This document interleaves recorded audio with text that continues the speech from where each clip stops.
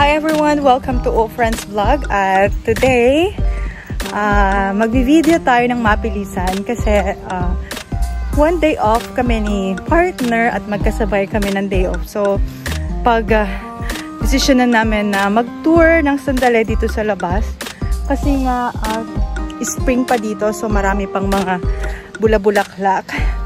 So, napag-desisyon na namin libutin tong isa sa mga lugar na maganda dito sa Bulgaria. By the way, nandito kami sa Balchik, Bulgaria.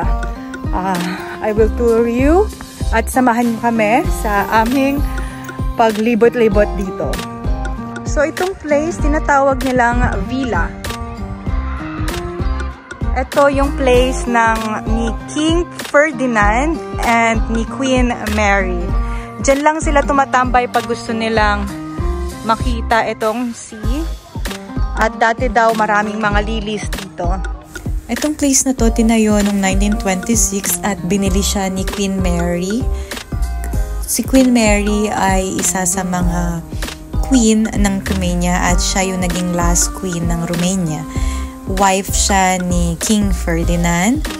Nung nakita nila tong place na in love si Queen Mary, kaya ginawa nila tong summer residence or ang kanyang meditation place. Tara, pasukin natin yung loob. Nga pala, nagbayad kami ng entrance ng 30 leva or 30 BGN per person. So, okay naman kasi makikita mo itong, alam mo yun, na-preserve nila yung bahay or yung villa. Pero yung mga gamit sa loob, wala na. Ito na lang yung mga natira. At etong mga makikita natin sa loob, talagang yan yung mga, anong tawag dyan? Yan, basta na-preserve nila yan. Pagkakaalala ko, may ganito rin kami sa bahay dati, yung mga shell. Ang taray, o diba? Ang ganda niya sa personal. Tapos nakakakilabot na, alam mo yun, queen at king yung tumira dito. So, ayun, ano pa ba ang sasabihin ko? Ayan, libutin natin yung loob. Ito yung kanyang living room. And then, akyat tayo sa taas. Sa taas, eto nagtataka ko, bakit dalawa yung closet? Walang makapag-explain sa akin kasi hindi ko maintindihan yung mga walang nagtatranslate.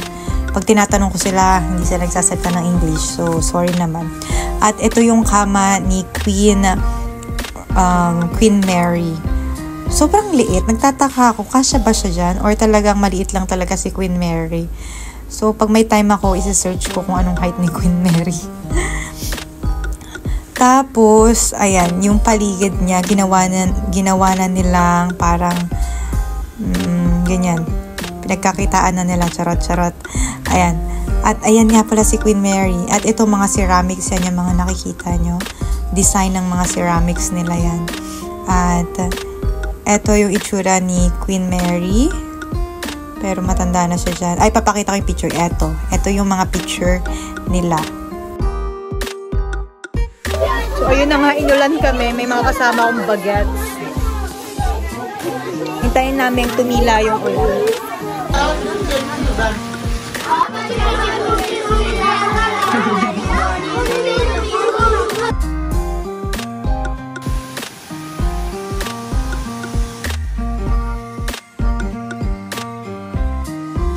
So, nandito tayo ngayon sa kanilang English garden. Makita natin ang 50 kinds of roses. Yun yung sabi nila.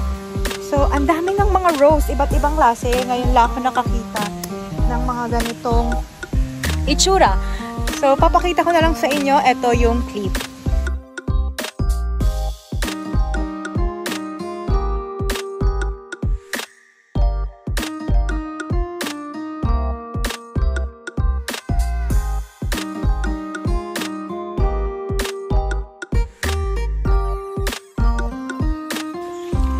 Ang ganda dito, nakaka-relax. Hindi siya maganda sa camera, pero pag nandito ka, parang wow. Castle talaga siya na abandona. Pero ang galing, na-preserve nila yung ganda. Ayan, kahit may mga puno-puno.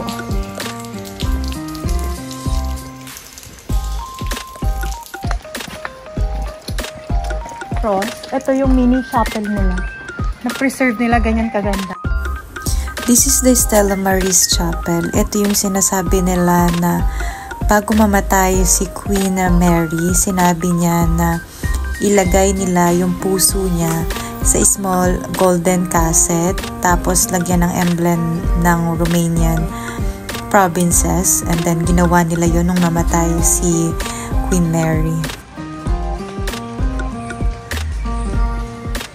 So, ang sabi ni Queen Mary, dyan siya nagpipray alone. Gusto niya, siya lang yung nagpipray dyan, diba?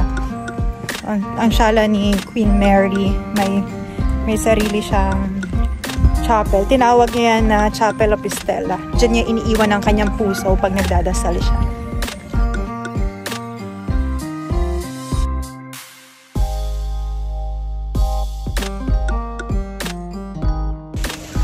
Beautiful, beautiful garden. Hindi mabigyan ng hustisya yung ganda sa personal. Ewan ko sa camera. I don't know.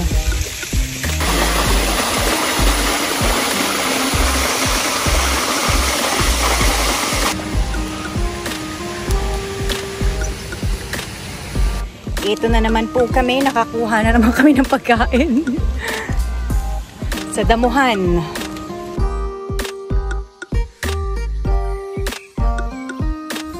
So at this moment, nung pumunta kami, May 29. So sabi nila sa amin, tapos na magbulaklak yung mga tulips. And then ngayon, kakatanim lang nila yung mga bagong bulaklak. So hindi pa ganun namumulaklak. Mga summer daw, maganda pumunta dito kasi sobrang ganda daw ng mga flowers. At ayun, at least napuntahan namin to. Kasi kung babalik kami dito, siguro matatagalan pa at mahal din yung entrance. Sobrang lawak pala tong Jardín ni Maria dito sa Bulgaria. Pero kaya naman ikutin ng one day. Oh, diba? So nice! Ang ganda. Parang nakakatakot. Papasukin ko ba siya o hindi? Ang lamig, tsaka ang sarap ng hangin. Ang ganda.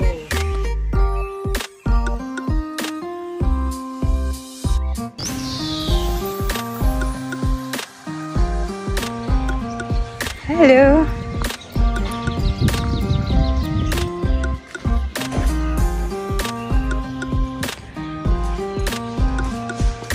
Preserve lang. Dragon fruit. Nandito kami sa mga cactus ni Maria. Mahilig din pala si Maria at si Alexander sa mga cactus. So, hanggang ngayon, yung mga tao dito, pinubuhay pa rin nila yung mga cactus. Na kahit na mahirap mabuhay ang cactus dito sa Bulgaria kasi yung weather nila is malamig. Pero ito, nagtayo sila ng parang ganito. Ang ganda nito. Para siyang pinya. Ang laki. May mga ganito rin tayo sa Singapore, pero nakakatuwa lang na alam mo yon na napaganda nila kahit yung weather is malamig. Ayan. Ang ganda ng pa-cactus ni Maria. Ayan. Sobrang laki. So, I think that's it. Uulan na naman. So, tatapusin ko na tong vlog dito. Thank you so much for watching. Ciao. Bye.